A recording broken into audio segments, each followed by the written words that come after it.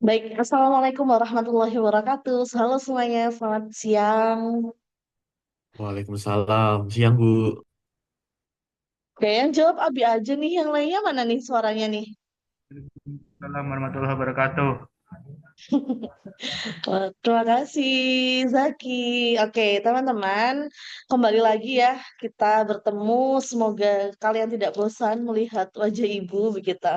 Oke, semoga kalian di sana baik-baik aja. Ini semuanya WFH atau WFO? Ada yang masih tetap ke industri ya? WFH, Bu. WFH. Kalau Abi WFH, oke. Baik, dimanapun kalian berada, tetap ini ya, jaga diri ya, Rek, ya. Jangan sampai nanti ada apa-apa gitu. Nah, oke, teman-teman, kembali ke topik. Jadi di minggu lalu kalian sudah belajar tanda baca ya, betul? Dengan Bu Nafita dan Bu Rina? Betul, betul. Oke, sip. Tanda baca apa aja? Coba kalau Ibu mau mengulas sedikit tentang apa yang sudah kalian pelajari, masih ingat nggak apa aja yang sudah kalian pelajari dengan Bu Navita dan Bu Rina? Coba, siapa ya? Bu Dinda mau dengar suaranya. Ringo dong. Ringo ikut terus nggak waktu Zoom? Ringo ada? Atau PKL? Ringo gimana Ringo? Ringo ikut terus nggak waktu Zoom-nya Bu Navita dan Bu Rina? Atau terkendala tidak bisa masuk karena PKL? Ada yang tidak ikut masuk, Bu, karena PKL. Gimana suaranya tidak terjelas, nak? Tidak terdengar jelas. Ada yang tidak masuk, Bu. Soalnya saya di kantor PKL mengerjakan tugas. Oh, begitu. Yang Bu Navita masuk. Yang Bu Novita masuk, tapi saya ketinggalan, Bu. Masuknya agak telat. Oke, tapi sudah cek LMS belum? Sudah, sudah dicek. Oke, materi apa kira-kira Ringo di situ? Yang tentang tanda baca yang sudah disampaikan tentang apa? Tanda baca apa?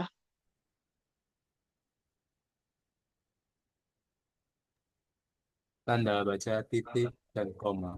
Mhm. Titik dan koma. Terus apa lagi? Terus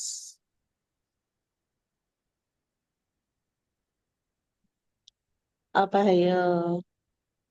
huruf kapital. Teman-teman kalau on cam nggak apa-apa loh. Gimana, nak? Huruf kapital, Bu. Huruf kapital. Kalau yang tanda baca, yang dengan Purina berarti nggak ikut ya? Buat sebenarnya, Bu. Oke, terima kasih Ringo. Ya, Oke, sama-sama. teman-teman, kita kan sudah belajar tentang tanda titik, tanda koma yang sudah disampaikan oleh Bu Navita ya di hari Kamis kemarin.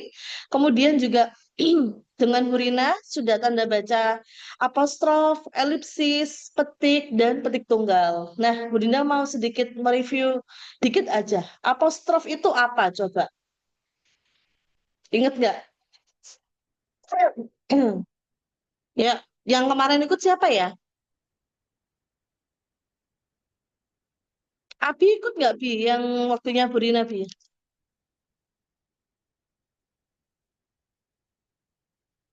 Abi Yang ada? Bu Oh, Rina itu ya, Bu, ya? iya, ikut nggak?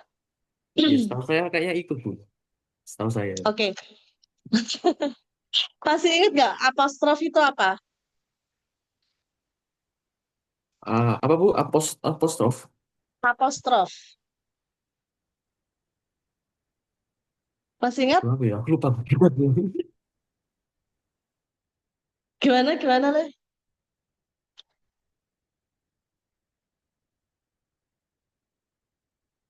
Oke, teman-teman, untuk kalian yang masih belum paham tentang materi atau yang kemarin belum bisa join Zoom, bisa melihat LMS ya untuk materi minggu lalu apa aja yang dipelajari begitu. Oke. Selanjutnya, Bu Dinda akan melanjutkan materi tanda baca, karena kalau teman-teman tahu ya, tanda baca itu sangat banyak, teman-teman. Tidak hanya titik, tidak hanya koma, tapi ada titik dua, terus titik koma, tanda tanya, tanda seru, tanda elipsis, apostrof, petik, petik tunggal, tanda kurung siku, tanda penghubung, tanda pisah, dan masih banyak lagi. Nah, hari ini kita akan melanjutkan materi tanda baca tersebut. Dinda mohon izin untuk share screen ya.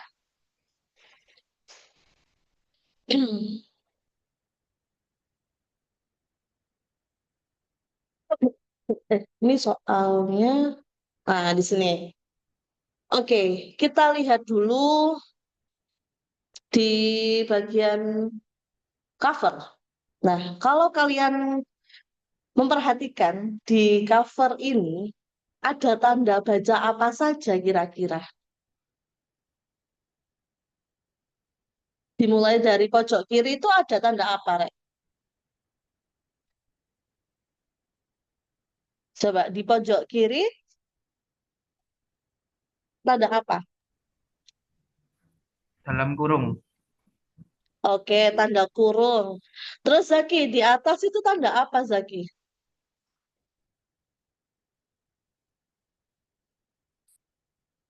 Gimana? Tanda apa? Coba Tarisa, Tarisa. Kalau Tarisa lihat, gimana? Gimana, Zaki? Sebenarnya tadi mau ngomong ya. Gimana, Le? Tanda yang atas ini loh, yang ini. Nah, ini nih. Itu tanda apa? Ayo, adakah yang tahu tanda apa? Ini adalah tanda hubung. Nah, kalau pendek ini tanda hubung, maka yang panjang tanda pisah. Jadi ada dua ya teman-teman, tanda hubung dan tanda pisah. Dan keduanya itu tentu memiliki fungsi yang berbeda. Makanya dari bentuk walaupun dia sama-sama persegi panjang, bedanya adalah kalau tanda hubung itu dia lebih pendek. Kalau tanda pisah dia lebih panjang begitu. Terus di sini kita lihat juga ada garis miring. Nah, kalau garis miring Bu Dinda yakin kalian sudah sangat familiar, sudah sangat tahu lah ya tanda garis miring itu seperti apa. Terus juga di sini, nah di sini hampir sama nih. Berarti ini namanya apa teman-teman? Kalau yang seperti ini. Kalau ini tanda kurung. Kalau ini apa? Kalau ini kurung, bawahnya adalah tanda kurung siku. Kenapa kurung siku? Kita lihat. Kalau tanda kurung, dia melengkung ya. Tapi kalau siku, nah nih, dia membentuk sudut siku. Ya gitu ya. Dan keduanya tentu memiliki fungsi yang berbeda. Kita bahas. Oke, sebelum kita bahas ke tanda baca, kita tahu ya teman-teman bahwasannya tanda baca itu simbol untuk mengatur struktur tulisan yang gunanya untuk memisahkan kata atau kalimat dan memperjelas maksud teks. Coba deh, kalau misalnya kita bayangkan bagaimana ketika sebuah tulisan itu tidak memiliki tanda baca. Pasti kan amburadul ya, pasti berantakan dan pasti memiliki makna yang ambigu. Makanya kenapa tanda baca ini penting teman-teman. Mungkin terlihat sepele ya, halah gitu aja kok. Halah paling titik koma gitu aja. Tapi teman-teman, tanda baca itu tidak sesederhana itu. Tanda baca itu memiliki perannya masing-masing, memiliki fungsinya masing-masing dan jenisnya pun itu sangat banyak. Nah, selain itu, tanda baca ini juga dapat membantu kalian untuk memahami intonasi, jeda, dan makna tulisan, sehingga pesan yang disampaikan itu lebih mudah kalian pahami. Contoh nih, ketika kalian memerintah seseorang ya, misalkan, tolong ambilkan bukuku, seperti itu. Tapi coba dengan tanda baca, tanda tanya. Nah, kalimat tanya kan jadinya, coba, tolong ambilkan bukuku. Nah, kan tidak jelas ya maknanya. Maka Karena dia diakhiri tanda seru, maka dia bermakna kalimat perintah. Tolong ambilkan bukuku. Nah, itu akan lebih jelas. Contoh lagi, ketika kamu mau bertanya, terus kamu pakai tanda titik atau tidak menggunakan intonasi tanya. Maka seperti ini, di mana kamu tinggal? Itu tanda tanya ya teman-teman. Tapi kalau pakai tanda titik, di mana kamu tinggal? Nah itu kan nggak enak ya. Ketika bahasa sehari-hari dan tidak ada eh, apa namanya tanda baca, tanpa kita sadari ya teman. Kita tuh kalau ngomong secara lisan itu juga perlu tanda baca untuk jeda intonasi, untuk lebih memudahkan lawan bicara kita memahami maksud atau tujuan yang kita sampaikan, begitu ya. Oke, kita lanjut di yang pertama, garis miring. Seperti yang Bu Dinda bilang, Bu Dinda yakin sekali kalau garis miring ini bukan sesuatu yang baru menurut kalian ya. Nah, di sini ada tiga fungsinya teman-teman. Yang pertama, dipakai dalam nomor surat, nomor pada alamat, dan juga penandaan masa 1 tahun yang terbagi dalam 2 takwim. Nah, takwim itu apa sih, Bu? Nah, takwim itu kayak penanggalan atau di dalam kalender. Contoh nih, kalau di atas kita lihat ada nomor, nah itu biasanya di nomor surat. Kalian kan pasti pernah ya mendapatkan surat dari sekolah. Nah, kalau kalian perhatikan, di atas itu mesti ada nomor. Nah, itu adalah nomor surat dan di situ pasti ada garis miringnya, ya. Terus yang kedua contohnya adalah di situ ada Jalan Keramat 3/10. Maksudnya apa coba? Ada yang mau menjelaskan nggak?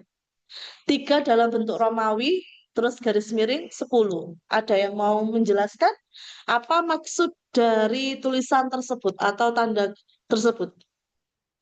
Jimmy gimana Jimmy? Ada nggak Jimmy? Ikut Zoom nggak?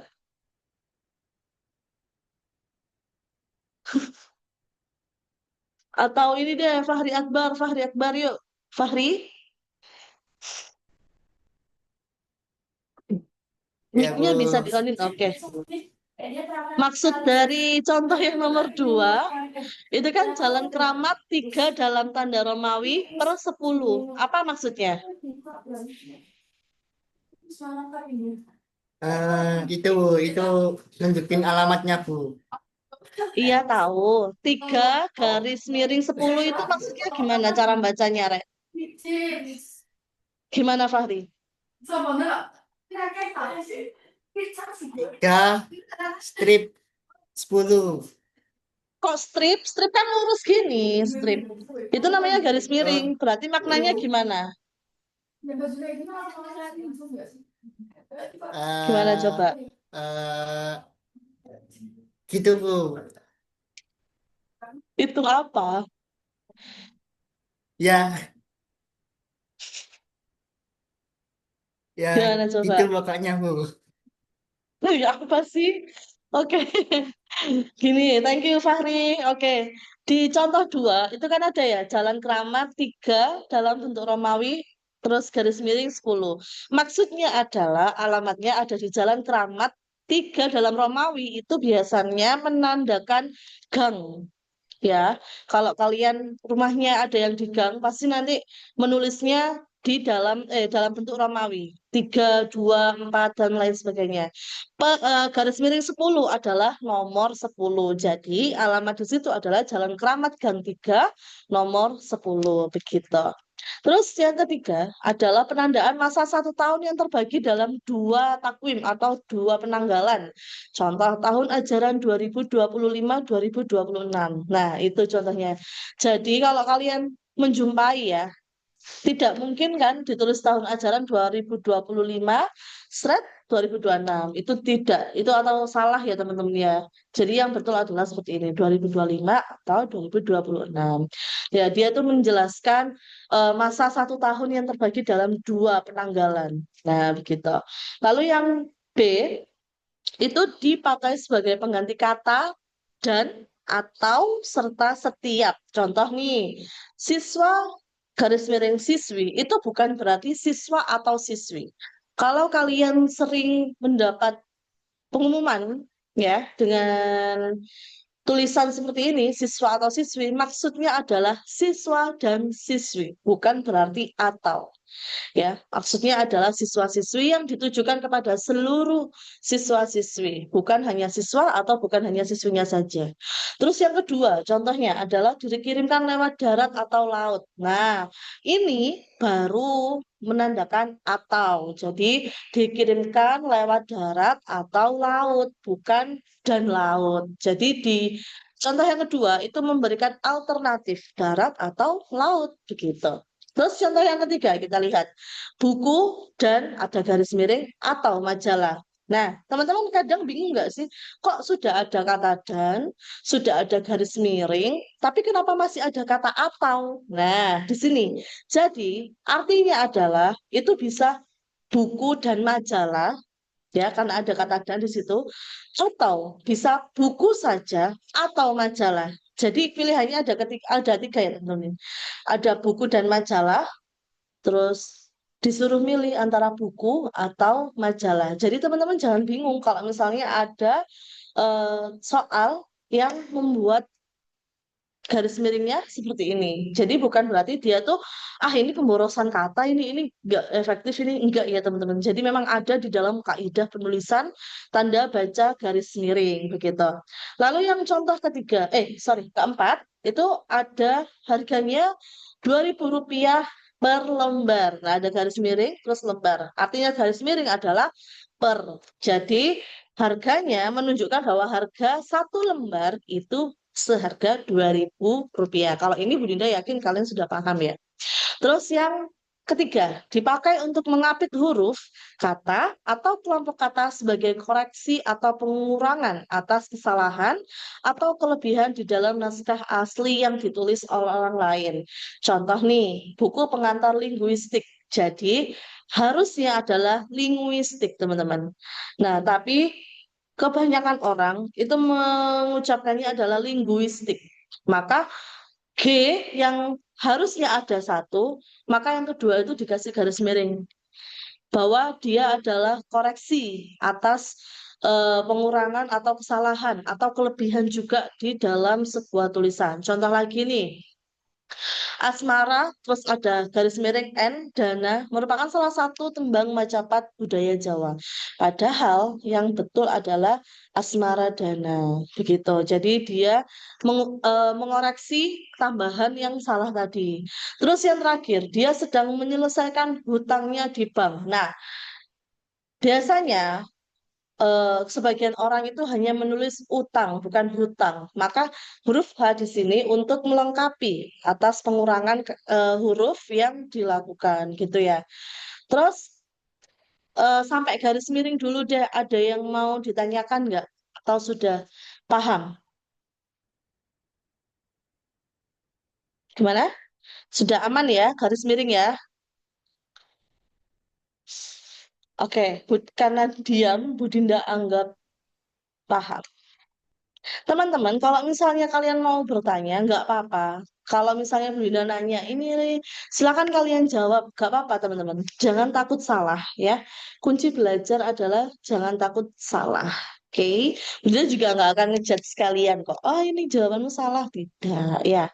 Oke, lanjut kita yang ke tanda baca berikutnya, yaitu tanda kurung. Nah, teman-teman juga pasti sudah tahu ya, familiar lah dengan tanda kurung ini. Nah, tanda kurung itu juga memiliki maknanya masing-masing loh teman-teman. Jadi tidak hanya dipakai dalam sebuah singkatan atau mengapit singkatan begitu ya. Tapi kita lihat di sini ada 4 fungsi dari tanda kurung. Apa saja? Kita bahas satu-satu. Yang pertama yaitu untuk mengapit tambahan keterangan atau penjelasan. Contohnya di sini. Dia memperpanjang surat izin mengemudi atau biasa disingkat dengan SIM. Nah, kita kan sering ya menjumpai teks seperti ini ya. Ketika di sini ada penjabarannya, maka untuk singkatannya itu diberi tanda kurung untuk mengapit tambahan untuk mengapit tambahan keterangan atau penjelasan. Jadi biasanya untuk singkatan itu ditaruh di dalam kurung setelah ada penjabarannya gitu ya. Terus yang kedua, KTP atau kartu tanda penduduk ya. Itu juga sama, teman-teman. Terus di yang ketiga yaitu lokakarya dalam kurung workshop. Nah, Bu katanya tadi hanya penjabaran terus yang disingkat kok ini beda. Nah, kalau ada yang di dalam benaknya ada yang seperti itu, kita lihat di sini sebentar, mengapit tambahan keterangan atau penjelasan. Nah, keterangan atau penjelasan di sini kita lihat di sini. Lokakarya ini kan kegiatannya ya teman-teman ya. Nah, kemudian itu dijelaskan dengan ini. Jadi di dalam lokakarya itu ada kegiatan workshop gitu ya. Jadi dia tuh menjelaskan lebih lanjut terkait kegiatan sebelumnya atau kegiatan yang ada pada kalimat sebelumnya yaitu lokakarya. Itu diadakan di Manado. Maka kita tahu di dalam lokakarya itu nanti akan ada workshop yang mana itu dilaksanakan di Manado gitu ya. Lalu yang kedua, dipakai untuk mengapit keterangan atau penjelasan yang bukan bagian utama kalimat. Maksudnya apa? Kita lihat di situ. Sajak Tranggono yang berjudul Ubud. Nah, itu ada dalam kurung nih. Nama tempat yang dikenal di Bali. Nah, Ubud, kata Ubud ini ya teman-teman, dia itu bukan merupakan kalimat utama, bukan bagian utama kalimat, ya. Nah, di sini tidak semua orang tahu Ubud itu apa sih. Nah, makanya kenapa dia dijelaskan di sini bahwa Ubud merupakan nama tempat yang dikenal di Bali. Jadi fungsinya adalah untuk menjelaskan lebih lanjut terkait kata yang bukan bagian utama kalimat. Begitu. Lalu contoh lagi nih, yang kedua, keterangan itu. Nah, dia hanya merujuk pada keterangan itu. Kemudian dijelaskan lagi. Lihat tabel 10. Maka kita merujuk ke tabel 10. Bahwa di situ menunjukkan arus perkembangan baru pasar dalam negeri. Nah, kalau coba kita bayangkan apabila tidak ada kalimat lihat tabel itu. Lihat tabel 10, mohon maaf. Coba apabila keterangan itu menunjukkan arus, nah kan nggak jelas ya. Keterangan itu keterangan yang mana, yang ada di mana. Dan akhirnya kalau tidak ada tanda kurung yang menjelaskan lebih rinci, yang menjelaskan lebih merujuk ya, itu akan membuat pembaca itu bingung teman-teman gitu ya. Oke, next di fungsi yang ketiga. Fungsi yang ketiga yaitu dipakai untuk mengapit huruf atau kata yang keberadaannya di teks dapat dimunculkan atau dihilangkan. Mohon maaf ya, sedikit info harusnya ada G-nya. Kalau kita lihat, maksudnya apa sih Bu? Jadi teman-teman, di sebuah teks itu ada kata yang mungkin tidak perlu dipakai. Nah, contohnya nih, di yang pertama, dia berangkat ke kantor selalu menaiki dalam kurung bus Transjatim. Kita tahu teman-teman bahwasanya Transjatim ini adalah bus. Jadi kalaupun bus ini dihilangkan itu tidak apa-apa. Nah, contoh lagi, pemain sepak bola ternama itu berasal dari kota Surabaya. Kalaupun kotanya ini dihilangkan, itu tidak mempengaruhi makna. Contoh lagi, misalnya eh, kita cari contoh lain. Apa coba? Ada yang mau mengungkapkan contoh nggak? Gini, sebentar, Bu Dina mau berpikir sebentar terkait contoh yang lain yang bisa digunakan. Apa ya? Ada yang mau ngasih contoh nggak? Hmm, hmm, hmm.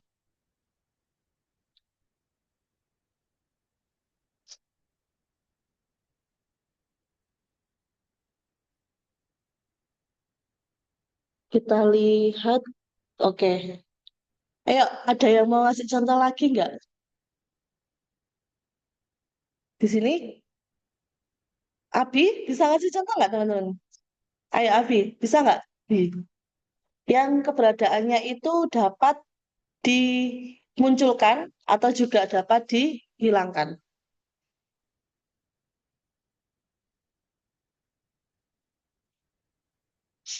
Sebentar.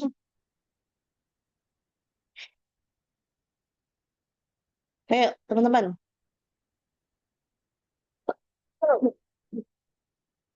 Contoh ya. eh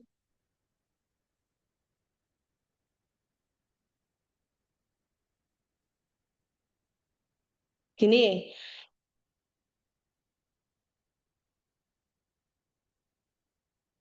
contohnya seorang siswa dari sekolah itu memenangkan lomba. Nah, kata setelah siswa itu bisa dalam kurung itu kita taruh pria atau wanita. Jadi tidak perlu bisa dihilangkan atau bisa dimunculkan ya teman-teman. Kalau misalnya dihilangkan pun boleh. Jadi cukup seorang siswa dari sekolah itu memenangkan lomba. Dia tidak akan merubah maknanya bahwa siswa di sekolah tersebut itu memenangkan lomba. Kalaupun ditulis siswa di dalam kurung kan ada pria atau wanita ya, dijelaskan salah satu itu juga memiliki makna yang sama. Jadi tidak akan merubah maknanya begitu ya, Rek ya. Terus apalagi ya? Contohnya ada lagi yang mau memberi contoh?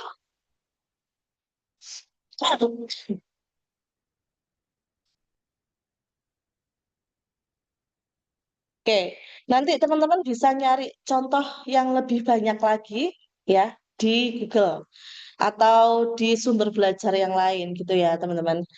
Oke, pokoknya yang di bagian C itu dia memiliki fungsi di mana kata tersebut bisa dihilangkan atau juga bisa dimunculkan di dalam teks. Jadi tidak harus muncul dan itu tidak merubah makna kalimat ya. Jadi maknanya tetap sama, hanya saja kata tersebut bisa dimasukkan atau tidak gitu aja. Lalu yang D, dipakai untuk mengapit huruf atau angka yang digunakan sebagai penanda pemerincian. Maksudnya kita lihat, nah di sini. Faktor produksi menyangkut A, bahan baku, B, biaya produksi. Nah, ini kan sudah sering kita jumpai ya teman-teman ya. Biasanya di bagian penomoran atau penanda atau juga ketika menjelaskan lebih rinci. Nah, di tanda kurung dulu, adakah yang mau bertanya sebelum kita lanjut ke tanda baca yang lain? Ayo, silakan.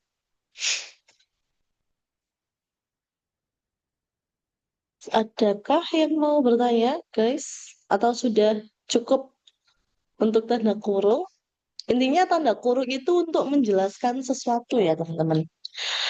Oke, kalau tidak ada, kita lanjut di bagian sini. Kurung siku. Nah, kurung siku ini jarang kalian gunakan. Pasti kalian lebih familiar tanda kurung dibandingkan tanda siku. Nah, kita lihat tanda kurung siku ini teman-teman juga memiliki fungsinya. Yang pertama dipakai untuk mengapit huruf, kata atau kelompok kata sebagai koreksi atau tambahan atas kesalahan atau kekurangan di dalam naskah asli yang ditulis orang lain. Nah, contohnya di situ Sang Sapurba mendengar bunyi gemerisik. Nah, terus yang kedua, penggunaan bahasa dalam karya ilmiah harus sesuai dalam tanda kurung siku dengan kaidah, ditipu lagi, mohon maaf, kaidah bahasa Indonesia. Nah, di situ untuk menambahkan teks aslinya ya teman-teman. Terus yang ketiga, ulang tahun proklamasi kemerdekaan itu harusnya, oh ya mohon maaf itu harusnya Budinda kasih tanda tutup kurung siku. Republik Indonesia dirayakan secara hikmat. Nah, di sini harusnya ada tanda kurung sikunya, proklamasi kemerdekaan, gitu. Terus yang B, untuk mengapit keterangan dalam kalimat penjelas yang terdapat dalam tanda kurung. Nah, coba kita lihat contohnya. Persamaan kedua proses itu, perbedaannya dibicarakan di dalam bab 2, ada tanda siku lagi. lihat halaman 35 sampai 38. Perlu dibentangkan di sini. Nah, Bu, apakah bisa tanda kurung itu dijadikan satu dengan tanda kurung siku? Bisa jawabannya, teman-teman. Kita lihat di sini. Kan tanda kurung itu untuk memperjelas ya, teman-teman. Nah, dijelaskan bahwa di sini perbedaannya dibicarakan dalam bab 2. Terus ditegaskan lagi. Nah, bahwa kita bisa lihat di halaman 35 dan 38. Jadi, perbedaan antara tanda kurung dan tanda kurung siku adalah kalau tanda kurung itu fungsinya untuk menambahkan penjelasan. Ya, kayak tadi ya, menambahkan penjelasan. Contohnya seperti yang tadi Ubud dalam kurung nama tempat yang dikenal di Bali. Jadi dia tuh lebih menjelaskan lagi atau menambahkan penjelasan. Kalau kurung siku ini untuk mempertegas teman-teman. Untuk apa ya? Istilahnya untuk lebih memfokuskan lagi pada kalimat atau kata tersebut begitu. Lalu kita masuk ke tanda hubung. Nah, teman-teman sudah pasti tahu ya tanda hubung itu apa. Nah, tanda hubung itu juga memiliki banyak fungsi, teman-teman. Kalau kita lihat ya, kayak kata ulang aja, itu kan banyak ya. Anak-anak, kupu-kupu kan ada tanda hubungnya. Terus juga ada yang semisal em, ber-KTP, kan itu kan harus ada tanda hubungnya. Nah, kita lihat satu-satu di sini. Yang nomor satu, fungsi tanda hubung yaitu untuk menandai bagian kata yang terpenggal oleh pergantian baris. Contoh, kita lihat di situ. Di samping cara lama diterapkan jus, tanda hubung ga. Nah, teman-teman sudah menjalankan ini atau belum ketika menulis sebuah teks? Sudah atau belum? Atau ada yang ketika kalau kalian menulis di buku ya teman-teman kan pasti kan ada garis yang sampai ada batasnya. Kalau misalnya kita menulis kemudian tidak cukup ternyata, maka silakan dipisah tapi dengan menggunakan tanda hubung. Ju, terus tanda hubung, ga, cara baru. Kayak gitu. Jangan sampai di istilahnya cuma ditulis hurufnya, ditulis katanya aja tapi tidak ada tanda apapun. Itu nggak boleh ya teman-teman. Terus yang B, dipakai untuk menyambung unsur kata ulang seperti yang Bu Dinda tadi sampaikan ya. Kata ulang contoh anak-anak, berulang-ulang, merah-merahan, terus kupu-kupu itu kan kata ulang ya teman-teman ya. Terus apalagi ya? Kura-kura, terus lumba-lumba. Nah, itu kan kata yang berulang. Terus contohnya ibu-ibu. Nah, terus apa ya? Adik kakak itu bisa menggunakan tanda hubung. Terus yang C, dipakai untuk menyambung tanggal, bulan, dan tahun yang dinyatakan dengan angka atau menyambung huruf dalam kata yang dieja satu-satu. Nah, kalau kita menulis sebuah tanggal, menulis ada tanggal, bulan, dan tahun, nah, maka menggunakan tanda hubung. Contohnya seperti yang ada di layar kalian. Nah, jangan sampai keliru ya. Terus juga menyambung huruf dalam kata yang diajar satu-satu. Contoh, panitia, maka P, tanda hubung A, tanda hubung N, sampai yang terakhir adalah huruf A, gitu. Oke, lanjut yang ketiga. Nah, dipakai untuk memperjelas hubungan bagian kata atau ungkapan. Nah, contoh nih di sini. Jadi kalau misalnya ada, misal di sini ya, thread evolusi, thread ukur, malah jadinya mengukur, kayak gitu-gitu. Terus, tapi Rek, kalau misalnya memperjelas hubungan ini, maka harus yang memiliki makna. Contoh yang terakhir kita lihat, mesin mesin hitung, terus tanda hubung tangan. Nah, kalau kita kasih tanda hubungnya itu di setelah mesin, maka dia tidak jelas kan mesin terus tanda hubung hitung tangan. Kan maknanya sudah beda ya teman-teman ya. Terus contoh lagi, hmm, mengukur terus apa ya? Misalnya memprotes. Jadi spasi protes atau tanda hubung protes kayak gitu. Jadi kata dasarnya itu tidak boleh berubah makna. Nah, contoh di situ ada 25 ribuan, maka dia setiap katanya ya dua terus ada tanda hubung puluh, tanda hubung 5 ribuan itu jadi satu.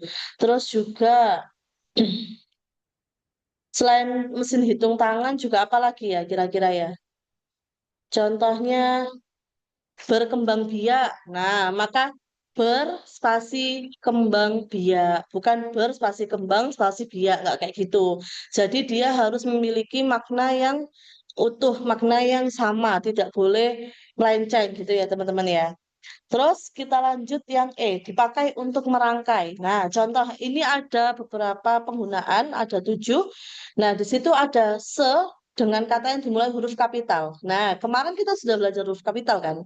Biasanya kalau dimulai huruf kapital itu maka dia menunjukkan tempat atau wilayah atau geografi seperti itu.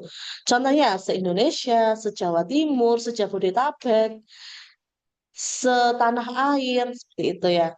Terus yang kedua, ke dengan angka. Contoh, peringkat kedua, anak kedua, nomor absen ke-5.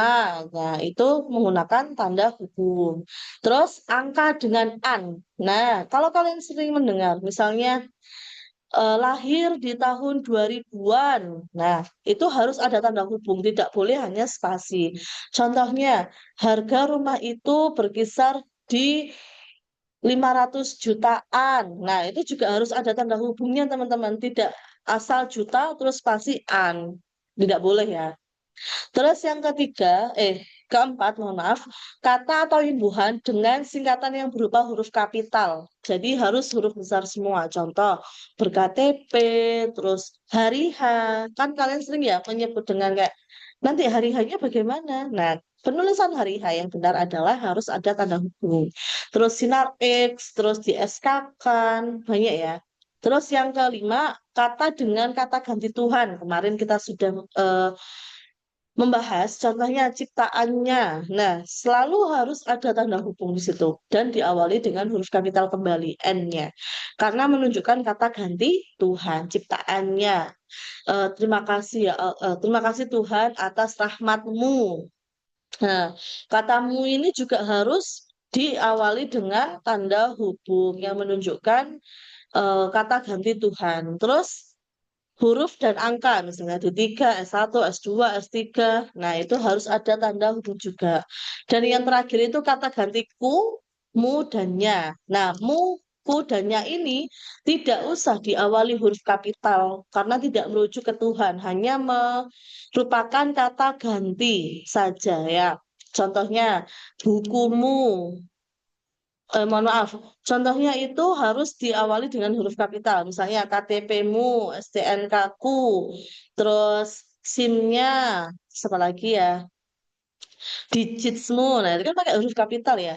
Nah, itu maka harus di eh, apa ya, sebelum kata mu-nya dan ku ini harus diberi tanda hubung gitu. Terus lagi masih ada. Nah, F dan G. Nah, F dulu nih. Untuk merangkai unsur bahasa Indonesia dengan unsur bahasa daerah atau bahasa asing. Nah, contoh, kalau tadi kan kita lihat ya, ada mesin hitung, tanda hubung, tangan. Kan masih bahasa Indonesia, teman-teman ya. Nah, di sini juga digunakan untuk memisahkan, mohon maaf, untuk merangkai antara unsur bahasa Indonesia dan unsur bahasa daerah atau bahasa asing. Contoh di situ ada disowani. Nah, maka ada tanda hubung dis, tanda hubung sowan, tanda hubung i. Contoh disowani itu artinya adalah didatangi ya. Terus berpariban itu bahasa Bapak. Di backup, kalian kan sering ya. Ayo ini datanya di backup di sini biar nggak hilang. Nah itu juga harus ada tanda hubungnya teman-teman. Dan tanda hubung ini harus sesuai dengan maknanya ya, jangan lupa. Terus yang G itu digunakan untuk menandai bentuk terikat yang menjadi objek bahasan. Contoh kata pasca. Terus juga ada isasi. Nah, Maksudnya apa? Terikat yang menjadi objek bahasan. Kalau kita lihat pasca sarjana, pasca gempa, ya, pasca tsunami, itu harus menggunakan tanda hubung begitu. Oke, setelah tanda hubung kita beranjak ke tanda pisah. Sebentar, oke. Tanda pisah. Nah, tanda pisah ini bedanya dengan penghubung apa? Kalau tanda hubung itu dia garisnya lebih pendek. Seperti yang sudah Bu Dinda jelaskan di awal ya. Dia lebih pendek dan tanda pisah itu biasanya lebih panjang. Kita lihat di sini. Ini tanda pisah ya teman-teman ya. Jangan terkecoh antara tanda gabung yang pendek dan tanda pisah. Kalau ini adalah pisah.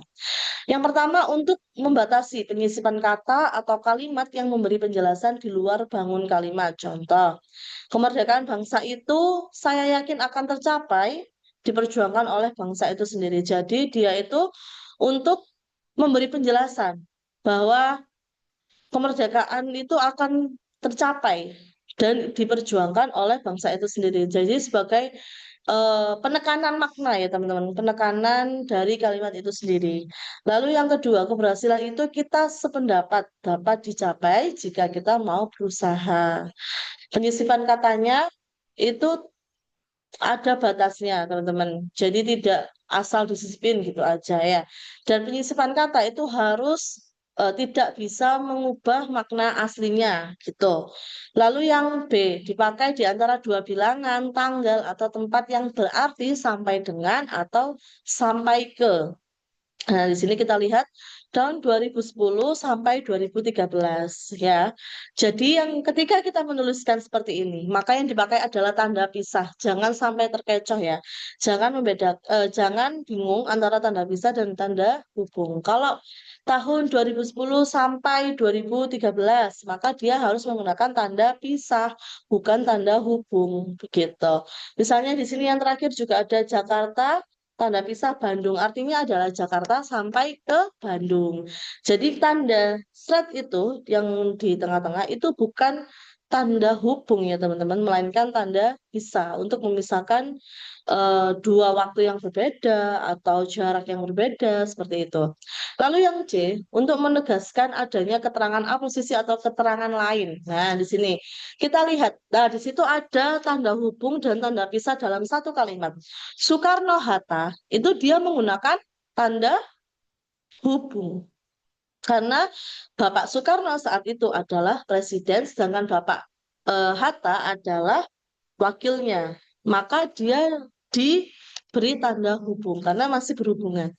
Nah, di situ ada tanda pisah yang menegaskan bahwa beliau berdua adalah proklamator kemerdekaan Republik Indonesia yang diabadikan menjadi nama Bandar Udara Internasional. Jadi untuk menegaskan terkait maknanya. Terus yang kedua, rangkaian ini evolusi, teori kenisbian, terus juga dan pembelahan atom itu penegasan dari rangkaian yang sudah ada di awal tadi. Terus yang ketiga, gerakan pengutamaan bahasa Indonesia. Nah, di sini adalah ditegaskan bahwa ada di amanat Sumpah Pemuda. Itu harus terus digelorakan. Jadi tanda pisah ini fungsinya untuk menegaskan, ya teman-teman, menegaskan maksud atau makna dari sebuah teks.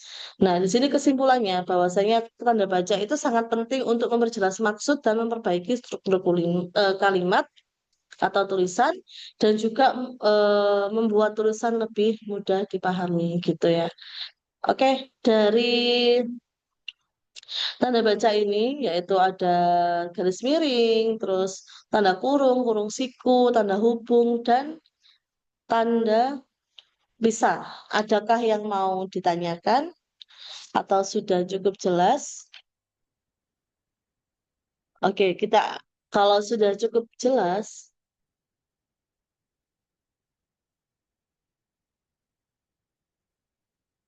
Oke, ini ada yang bertanya di kolom chat.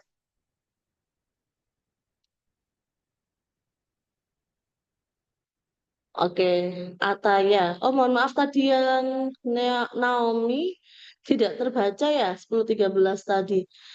Teman-teman kalau mau menjawab gak apa-apa, kalian on mic saja. Bilang aja Bu, saya mau jawab, gak apa-apa. Akaya mau tanya Bu, untuk penggunaan 25.000 apakah harus digunakan saat menulis kwitansi? Tidak ya teman-teman, nggak perlu, nggak usah dituliskan kalau kwitansi. Oke, kita lanjut ya di contoh soalnya. Nah, gimana ya?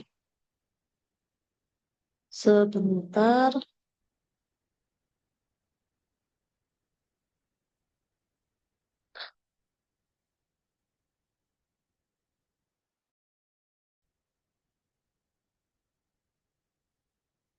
udah buka dulu filenya.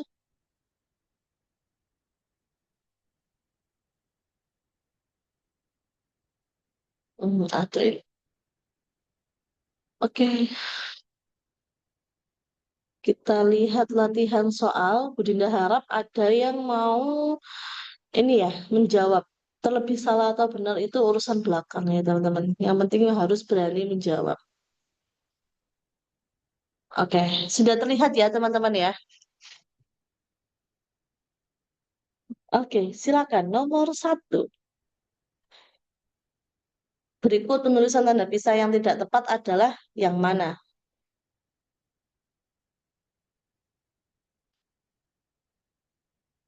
Ayo, silakan yang mau menjawab. Budinda beri waktu.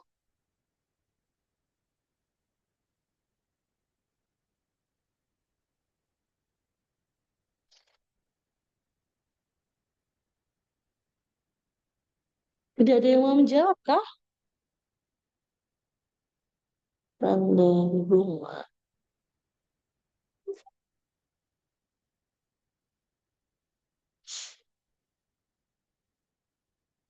Tidak bisa.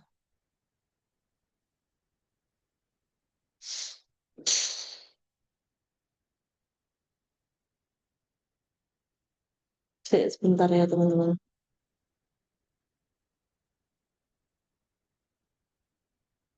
Nah, ayo silakan. Kalau kita lihat yang A, kemerdekaan bangsa itu saya yakin akan tercapai diperjuangkan oleh bangsa itu sendiri. Ini tepat atau tidak, teman-teman? Sudah tepat ya, karena di sini seperti contoh tadi, kemerdekaan bangsa saya yakin akan tercapai diperjuangkan oleh bangsa itu sendiri. Nomor A adalah tepat, maka bukan jawabannya. Yang B, 1990 sampai 2000. Kita lihat fungsi dari tanda baca. Oke, tanda baca pisah itu salah satunya digunakan untuk dua bilangan tanggal atau tempat yang berarti sampai dengan atau sampai ke. Nah, kalau yang B ini sampai dengan atau sampai ke 1990 terus tanda pisah terus 2000. Sampai dengan atau sampai ke?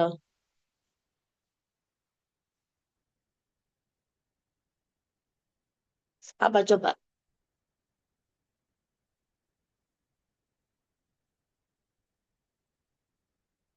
Ayo, kalau tahun itu maka dia adalah sampai dengan. Jadi 1990 sampai dengan 2000. Maka dia juga tepat ya teman-teman. Terus yang C, rangkaian temuan ini, nah itu dijelaskan lebih dalam lagi evolusi, teori kebinasaan, dan gini pembebasan atom. Maka dia sudah tepat karena menjelaskan atau menegaskan ulang terkait rangkaian. Gitu. Rangkaian yang sebelumnya sudah dibahas ini, temuan ini. Dan di sini adalah yang menjelaskan gitu. Terus yang D, tanggal 5, nah ini sama nih, sama B, sama yang B ya. Tanggal 5 sampai dengan 10 Juni, maka dia tepat. Terus yang E, 5 sampai dengan sampai dengan 10 sampai dengan 2010 benar atau tidak? Benar nggak, Rek? Halo, masih ada orangnya kan ini?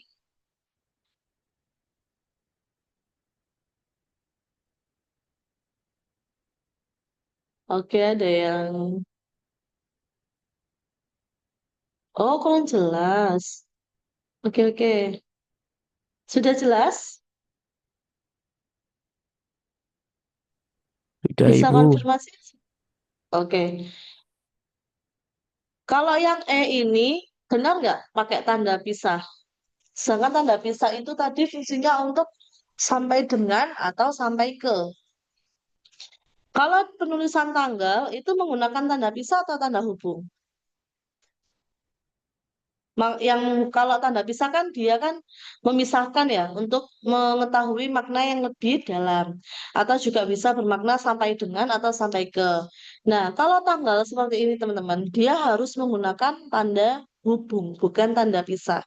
Karena apa? Menghubungkan tanggal, bulan, dan tahun. Nah, kalau seperti ini, maka kurang tepat rasanya jika dia menggunakan tanda pisah. Maka penulisan yang tidak tepat adalah yang gitu ya. Oke, nomor dua. Penulisan tanda baca kurung di bawah ini yang tidak tepat adalah, kita lihat yang A. Bagian perencanaan sudah selesai menyelesaikan dik atau daftar isi kegiatan. Nah, terus yang B, sajak Tranggono. Nah, ini ada ya di contoh ya, maka B itu sudah tepat, sudah jelas tepat. Terus yang C, tahun ini karyawan banyak mengadakan PHK atau pemutusan hubungan kerja karyawan-karyawannya. Ini tepat atau tidak, teman-teman? Nah, dalam kurung itu digunakan untuk mengapit penjelasan. Nah, di sini. Jadi bukan singkatannya dulu yang di tanda kurung. Kalau misalnya tanda kurungnya ada di sini, maka dia benar. Tapi karena tanda kurungnya di bagian singkatan PHK, maka dia kurang tepat. Karena tanda kurung kan digunakan untuk menjelaskan ya. Jadi jawabannya adalah yang C. Tidak tepatnya adalah yang C. Kalau yang D, keterangan itu lihat tabel 10. Nah, itu kan tadi kan sudah tepat ya. Terus yang E juga sudah tepat. Maka nomor 2 yang jawabannya adalah yang benar adalah yang C. Lalu yang nomor 3, penggunaan garis miring pada kalimat berikut sudah benar, kecuali. Nah, jadi yang dicari adalah yang salah. Yang A, harga tiket Surabaya atau Malang mengalami kenaikan. Sudah benar ya? Jadi dia milih salah satu, Surabaya atau Malang. Terus yang B, tugas boleh dikirim melalui WhatsApp atau email paling lambat besok. Sudah benar? Sudah ya, karena juga dia memiliki alternatif pilihan, mau WhatsApp atau email terserah, yang penting paling lambat itu besok. Yang ketiga, pertandingan semifinal akan dilaksanakan pada tanggal 5 bulan 9 2025. Benar ya. Terus yang D, dalam pelajaran matematika pecahan 2 per 3, itu harusnya 2 per 3 ya, Rek ya. Dipelajari di kelas 7. Pecahan 2 atau 3, mohon maaf, 2 atau 3 dipelajari di kelas 7, betul. Yang E, novel Laskar Pelangi atau Andrea Hirata menjadi bacaan favorit siswa. Nah, kita lihat di sini, ada yang janggal. Novel Laskar Pelangi itu kan nama novel. Nah, sedangkan Andrea Hirata itu adalah nama orang. Maka ketika nama novel dan nama orang itu tidak boleh menggunakan tanda garis miring. Karena dia bukan alternatif, melainkan pengarangnya. Maka akan lebih tepat apabila novel Laskar Pelangi yang dikarang oleh Andrea Hirata, nah itu baru tepat. Jadi tidak boleh menggunakan tanda garis miring. Jadi yang benar adalah yang E gitu. Oke, next nomor 4. Mengapa penggunaan garis miring pada kata putih atau biru dianggap tepat? Kita lihat bacanya. Setiap peserta diwajibkan mengenakan seragam putih atau biru pada saat upacara. Nah, kira-kira putih atau biru ini gimana?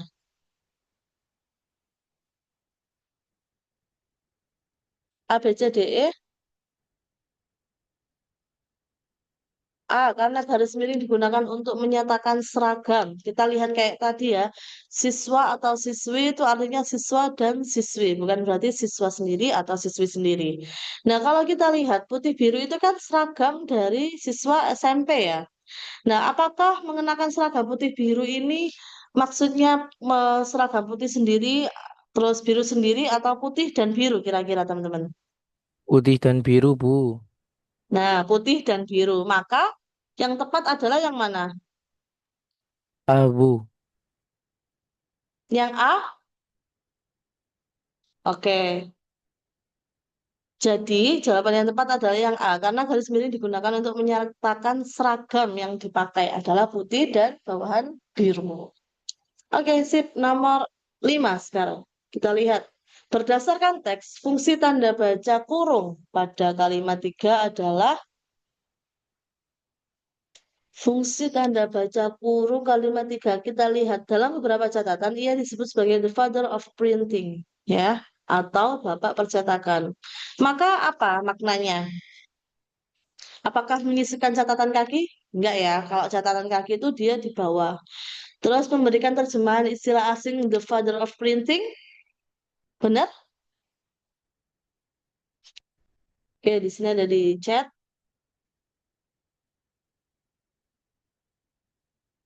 Terjemahan Bu B, betul.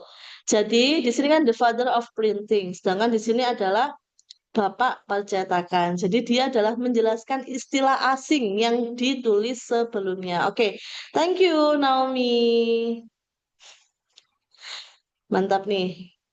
Terus kalau sudah ketemu jawabannya, maka tidak usah melirik jawaban lain ya. Raka Aidan kenapa di private chatnya? Oke, next nomor 6. Perhatikan kalimat 4. Kita lihat di kalimat 4 ya. Fungsi tanda kurung dalam sekitar abad ke-9 adalah apa teman-teman?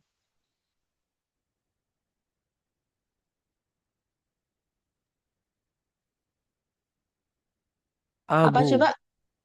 Oke, sip. Bagus, Hilmi. Menyisipkan keterangan tambahan berupa waktu terjadinya peristiwa. Karena kita lihat ya di sini bahwa ada ini berpendapat bahwa teknologi cetak sudah ada sebelumnya. Nah, maka dia menjelaskan bahwa ada teknologi. Nah, itu di sekitar abad ke-9. Oke, good job. Thank you, Hilmi. Sekarang kita nomor 7. Nah, perhatikan kalimat yang ada ya di situ. Beda kan kalimat, tanda baca yang apa namanya? Tanda hubung dan tanda pisah. Fungsi tanda pisah dalam kalimat tersebut adalah A. Surat kabar Medan Priayi yang dipimpin oleh Tirto, dia menjelaskan lebih rinci, kemudian menjadi wadah penting bagi masyarakat penyebaran gagasan kemerdekaan. Berarti apa teman-teman? D ya, Bu. Betul. Yang D, maka dia itu keterangan tambahan berupa penjelasan siapa sih pemimpin Medan Priayi ini. Oke, sip. Jadi pemimpin Medan Priayi kita tahu di situ siapa? Tirto Adi Suryo. Kalau orang dulu tulisannya Soerjo itu bacanya Suryo ya, Rek ya. Oke, nomor 8. Buruh-buruh kecil. Nah, ini ada tanda hubung dan ada tanda pisah.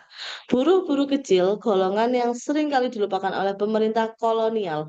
Fungsi tanda hubung dan tanda pisah secara berurutan adalah, nah, apa coba? Nomor 8. C, Ibu. Untuk memperindah tulisan kah, Fahri? C, Bu, C, Oh, C. C. Oke, kenapa C? Karena yang pertama itu kan buru-buru kecil. Buru-buru kecil itu kan Mm-mm. menghubungkan polang kata. Terus Mm-mm. kecil, terus tanda pisah golongan yang seringkali itu negaskan kalau buru-buru itu golongan gitu, Bu. Oke, sip, bagus banget. Fahri keren. Oke, nomor 8 yang C. Oke, sudah mulai paham ya, Fahri ya? Oke, next nomor 9 teman-teman. Pak, seneng nih kalau Brina kalau udah paham nih. Keren berarti kalian. Ya, 9. Fungsi tanda pisah di kalimat itu, Tirto hidup pada 1880 sampai 1918. Apa coba? Lama banget ya hidupnya. Apa coba, Rek? 18 tahun, oh 28 berarti. 38. Apa? Fungsi tanda pisah di kalimat ini. C, C, Bu. Yang apa, Fahri? C. C, kenapa? Itu kan ini buku Tirto hidup pada 1880 sampai 1918. Itu kan Mm-mm. menunjukkan tahun kelahirannya atau semasa hidupnya si Tirto itu, Bu. Ya, itu, Oke, Bu. sip, bagus. Mantap. Oke, benar. Jadi nomor 9 adalah C. Ingat ya teman-teman, tanda pisah itu juga menyatakan sampai dengan. Nah, maka di situ Tirto hidup pada 1880 sampai dengan 1918. Nah, jadi untuk menunjukkan tahun kelahiran hingga wafatnya si Tirto Adisuryo ini. Jawabannya adalah yang C. 10. Nah, analisislah penggunaan tanda kurung pada bagian ini. Sekarang dikenal sebagai penisilium. Nah, nih. Nah, fungsi tanda kurung adalah apa coba? Tanda kurung fungsinya untuk apa? Ingat ya, tanda kurung itu untuk memperjelas atau menambahkan penjelasan yang belum ada. E Apa, ya, Rek? Bu. E, Yang Bu. apa? E, E, E. Oke, kata Hilmi dan kata E. Fahri jawabannya adalah E. Kenapa, nak?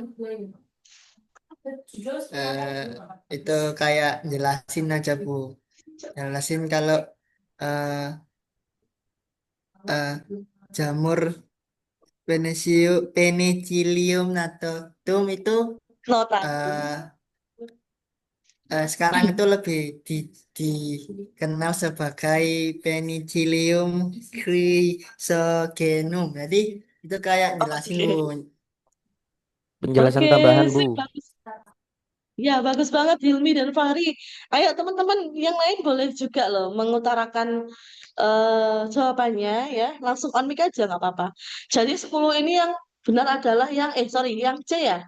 Ini memberikan klarifikasi atau penjelasan tambahan sesuai dengan fungsinya ya terhadap istilah sebelumnya. Kalau kita tahu bahwasanya dulu itu namanya Penicillium notatum dan sekarang, nah ini penjelasan tambahan bahwasanya sekarang itu dikenal sebagai Penicillium chrysogenum. Nah, di sini. Oke, sip, bagus. 10C, 11. Meskipun penggunaannya secara luas baru dimulai pada 1940-an. Fungsi tanda kurung adalah, oke, sebentar biar tidak hilang. Oke, sip. Nomor 11 apa teman-teman?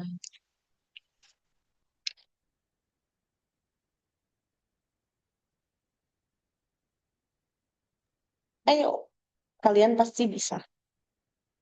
A ya, Bu ya. Apa Hilmi? A. A, Bu. Kenapa A, Hilmi? Hmm. Ini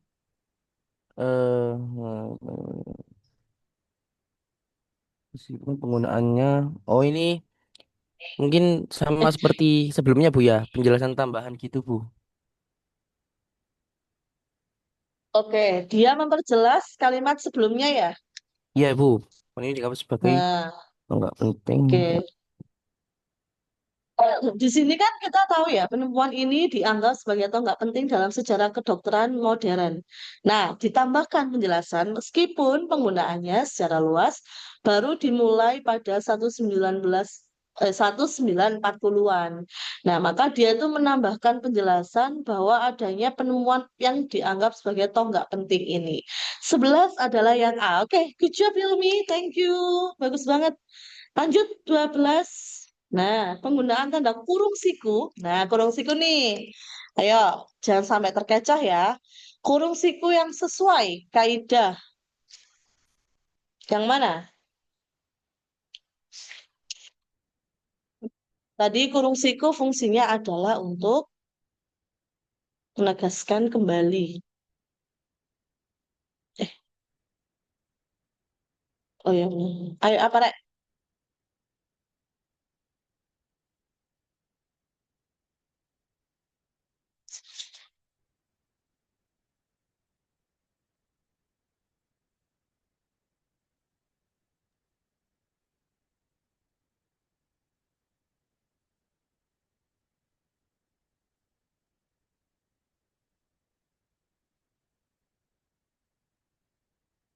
Oke, kita lihat yang 12. Nah, Presiden mengatakan kita harus tetap optimis menghadapi krisis energi. Sik ini apa?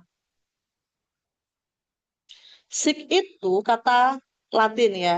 Nah, kata Latin yang bermakna demikianlah. Nah, jadi dia itu menegaskan dari penjelasan si Bapak Presiden ini.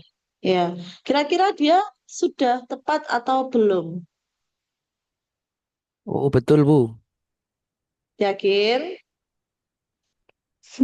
Eh, yakin, Bu. Yang B Nah, belum.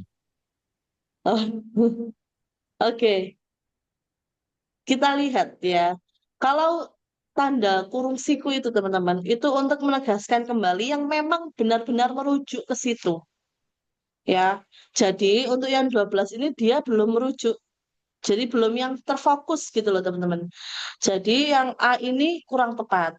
Yang B, novel Laskar Pelangi 2005, bener atau enggak? Tidak ya. Kurang tepat, Bu. 2005 ini berarti maknanya apa?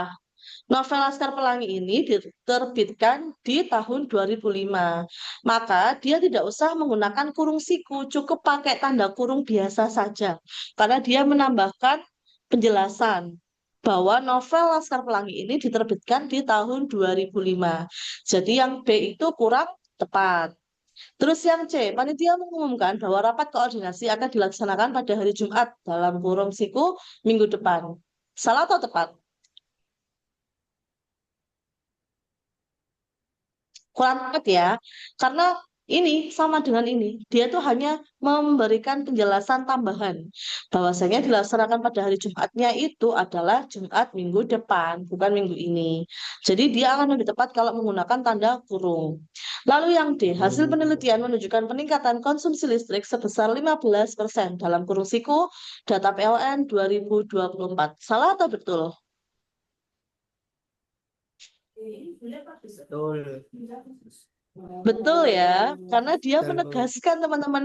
Nah, di sini dia menegaskan dan merujuk pada ini bahwasanya di data PLN itu ada hasil penelitian yang menunjukkan peningkatan konsumsi listrik sebesar 15%. Jadi itu yang ditegaskan itu harus benar-benar merujuk ke situ. Jadi yang benar adalah yang dadu. Lalu yang 13, penulisan tanda kurung siku yang tepat juga nih, yang mana?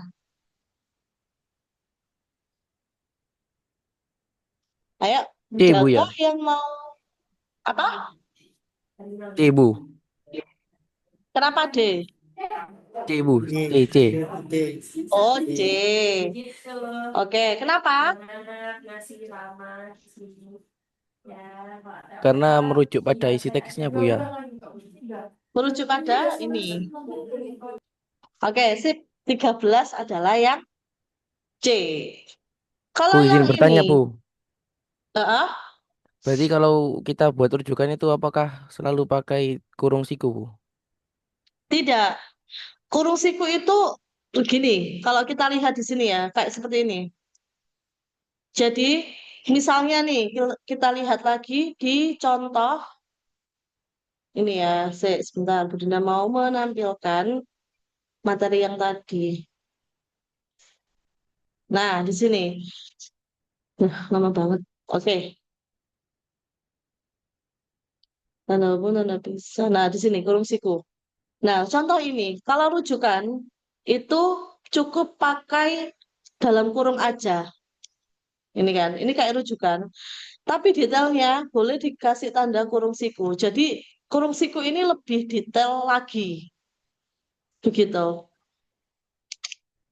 Kalau rujukan atau daftar pustaka ya biasanya atau tahun itu menggunakan tanda kurung biasa. Contohnya di mana tadi ya? Nah, ini rujukan gimana maksudnya, Le? Di mana? Misal kalau bikin laporan atau karya tulis ilmiah gitu, Bu. Hmm, ya, itu bisa menggunakan seperti ini. Nah, seperti ini.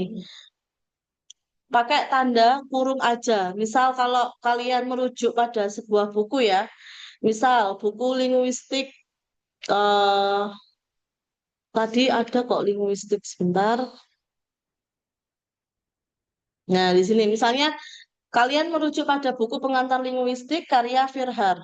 Maka cukup tuliskan tahun dan halaman saja di dalam kurung, bukan di kurung siku. Kalau kurung siku itu dia lebih mendetail lagi. Contoh, penulisannya adalah Firhar, terus dalam kurung tahun diterbitkan, terus baru tanggal, sorry, halamannya, halaman berapa. Kalau kalian mau lebih detail, maka boleh menggunakan ini. Lihat halaman 35 sampai 38 atau lihat pada kolom apa dan apa. Itu detail. Jadi kalau kurung siku itu dia lebih merujuk atau lebih mendetail dibandingkan tanda kurung itu sendiri. Kayak gitu, Hilmi. Oh, baik, terima kasih, Bu. Oke. Itu kan gimana ini caranya?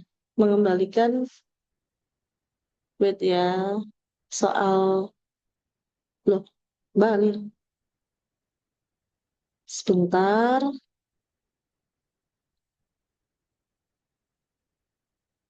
kita lihat lagi. Kita kurang sedikit kok.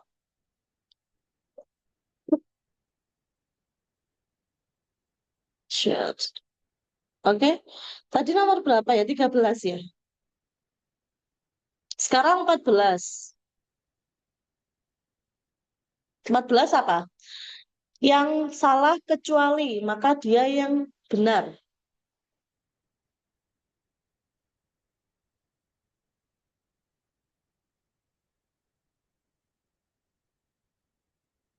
Yang mana, Rek? C, Bu. C, C, kenapa? Bu. C. Eh, kan kayak tadi, Bu. Eh, dalam laporan itu tertulis jumlah penduduk kota ini bertambah pesat. Terus SIC itu apa maksudnya di siapa gitu, Bu. Kurang tepat gitu. Oke. Tuh. Ini berikut salah kecuali loh ya.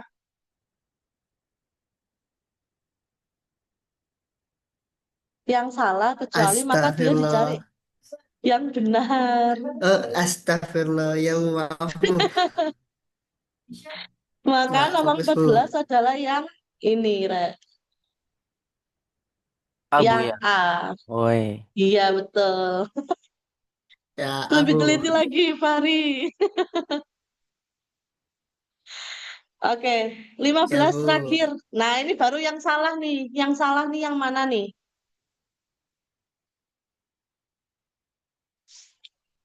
Bu.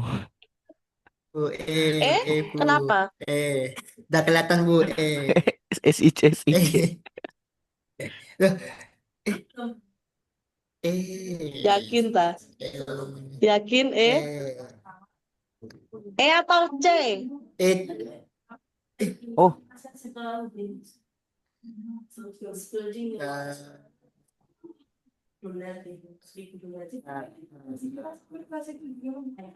yang mana aja ada, Bu? Atau C?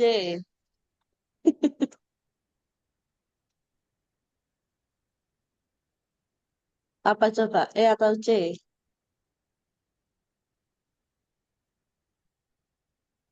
bentar, Apa, Bu. guys?